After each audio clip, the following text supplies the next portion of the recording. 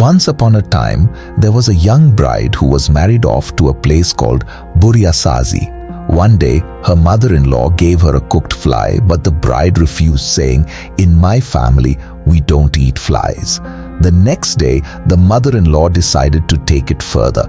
She cooked flies, added plenty to the pot, covered it, and placed it on the fire. She then called her daughter-in-law and said, "My dear, here's your father-in-law's vegetable dish. Make sure it doesn't burn. Tend to the fire properly. Here's the salt to add later. We're off to farm far away." The mother-in-law then picked up her hoe and joined the other farmers in the field. The young bride approached the cooking pot and stoked the fire. Once the flies were well cooked, it was time to add the salt.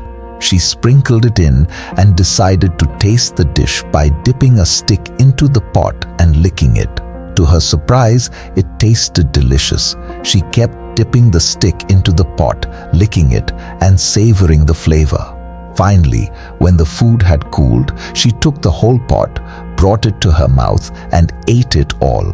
She sat there, stuck with the pot that had turned into her downfall.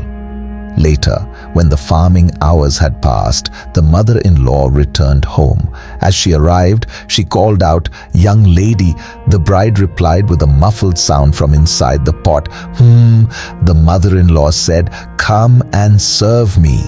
Again, the bride responded, Alarmed, the mother-in-law entered the house and found the bride stuck with the pot on her head. Shocked, she exclaimed, "What happened to you?" The bride had no answer. The mother-in-law removed the pot and went to cook another batch of flies.